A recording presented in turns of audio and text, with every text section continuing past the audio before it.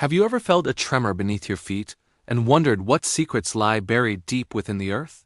We walk on layers of history, a silent testament to worlds long past. But what if I told you that beneath our cities, our fields, and our forests slumber the remains of giants? Not the giants of myth and fairy tale, but real flesh and blood titans that once ruled this planet. These weren't just big animals. They were monsters of epic proportions, creatures so immense they challenge our understanding of life itself. Today, we're going on a journey into the depths of prehistory to unearth these forgotten behemoths. I'll peel back the layers of time to reveal a world where giants truly did walk the earth. Are you ready to meet the real titans hidden beneath our feet? Let's start our journey in the Americas, during the Pleistocene epoch. Imagine a landscape shaped by ice, where familiar animals roamed alongside creatures straight out of a fantasy novel. Here lived a beast so colossal it could look into a second-story window. This was Megatherium, the giant ground sloth. Now, when you hear the word sloth, you probably picture the slow, gentle tree dweller of today. Forget that image entirely. Megatherium was a completely different animal. Standing up to 20 feet tall on its hind legs and weighing over 4 tons, it was as heavy as a modern African elephant. Its name literally means great beast, and it's an understatement. Fossil remains, from massive leg bones to enormous claws, have been found from Florida all the way down to Argentina. These bones paint a picture of a truly imposing creature. Its skeleton was incredibly robust, built to support its immense weight, but its most terrifying feature? Its claws. These weren't the small, curved claws of a modern sloth. They were enormous, sickle-shaped weapons, some over a foot long. For a long time, scientists thought Megatherium was a gentle giant, a peaceful herbivore using its size and claws to pull down massive tree branches for a leafy meal. And it certainly did that. Its sheer bulk meant no tree was safe. It could simply rear up, hook its claws into the trunk, and tear it down. But recent studies of its fossilized jaw and teeth suggest a more sinister possibility. The structure of its mouth indicates it might have been capable of more than just chewing leaves. Some paleontologists now theorize that Megatherium could have been an opportunistic omnivore or even a scavenger. Picture this, a 4-ton giant armed with massive claws happening upon a carcass. It could easily drive away any other predator, even a pack of saber-toothed cats, to claim the meal for itself. Some even speculate it might have used those formidable claws to hunt. Could this giant sloth have been an active predator, using its incredible strength to bring down other large Pleistocene animals? The idea is chilling. It transforms our view of this creature from a slow-moving plant-eater to a formidable, versatile powerhouse of the ancient world. The earth beneath the Americas holds the bones of this great beast. A silent reminder of a time when even sloths were giants to be feared. Now, let's travel across the globe to the ancient forests of Southeast Asia. Deep within limestone caves in China, Vietnam, and India, fossil hunters have uncovered massive teeth and jawbones that belong to a creature of legend. This wasn't just any ape. This was the largest primate that ever lived. Meet Gigantopithecus blacki, the real-life King Kong. First discovered in the 1930s, when a paleontologist found an unusually large molar for sale in a Hong Kong apothecary. This ape has since captivated our imagination. While we've yet to find a complete skeleton, the size of its teeth and jaws allows us to estimate its staggering proportions. Gigantopithecus likely stood nearly 10 feet tall on its hind legs and could have weighed over 1,200 pounds. To put that in perspective, that's more than twice the weight of a modern male gorilla. Imagine wandering through a dense bamboo forest and coming face to face with an ape of that magnitude. Its jaw was immense, built for crushing and grinding tough, fibrous plant matter. Scientists believe its diet consisted mainly of bamboo, fruits, and seeds, similar to a modern panda, but on a much, much larger scale.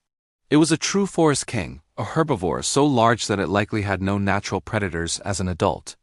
But why did this colossal ape disappear? The leading theory points to climate change. As the Pleistocene ice ages progressed, the environment in Southeast Asia began to shift dramatically.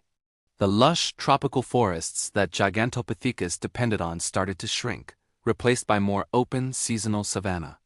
Its immense size, once its greatest advantage, became its fatal flaw.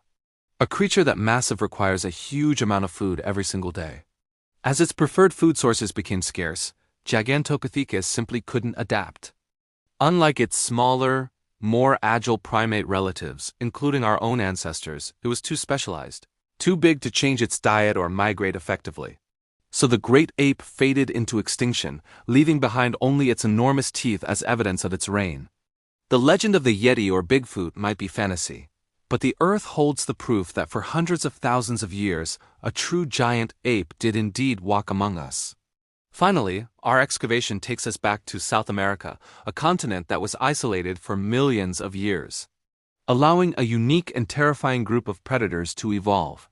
After the dinosaurs died out, the role of apex predator wasn't taken by a mammal, but by a bird. But these weren't just any birds. They were the Forushrasids, better known by their chilling name, the terror birds. For millions of years, these feathered nightmares ruled the continent. They were flightless, but they were built for speed and power. The largest among them, like Kolinkan, stood over 10 feet tall, with a skull larger than that of a horse.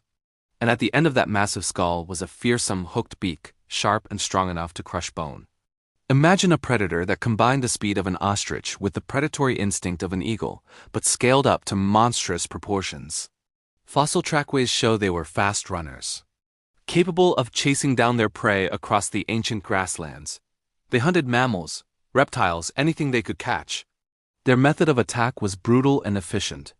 They would likely use their powerful legs to kick and disable their victim, then deliver devastating strikes with that axe-like beak.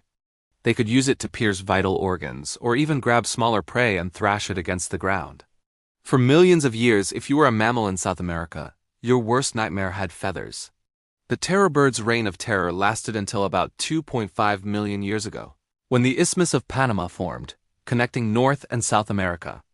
This event, known as the Great American Biotic Interchange, allowed large mammalian predators from the north, like saber-toothed cats and giant bears, to migrate south. The terror birds, which had faced no comparable competition for eons, were suddenly up against a new kind of predator. These mammals were intelligent, often hunted in packs, and were ruthlessly efficient. In this new, more competitive world, the great birds couldn't hold their ground. Their dynasty crumbled, and they eventually vanished, leaving their formidable skeletons buried in the South American soil. Their fossils are a stark reminder that for a very long time, the most feared killer on the continent was a giant, carnivorous bird. From the colossal sloth of the Americas, to the real-life King Kong of Asia, to the feathered tyrants of South America, the Earth's crust is a graveyard of giants. These creatures are not myths. Their bones, unearthed from the soil, are indisputable proof of their existence. They tell a story of a world that was wilder, larger, and in many ways more terrifying than our own. They force us to reconsider the limits of life and the incredible evolutionary paths it can take. As we continue to dig, to explore, and to uncover the secrets buried beneath our feet, we have to wonder, what other giants are still waiting to be discovered? What other forgotten titans lie hidden in the deep, silent layers of the earth? The ground we stand on is a museum of lost worlds, and we've only just begun to scratch the surface. Thanks for joining our deep dive into prehistory. If you were fascinated by these ancient giants, make sure to hit that like button and subscribe for more journeys into the unknown. Let us know in the comments which giant you'd least want to meet. Stay curious, and we'll see you in the next one.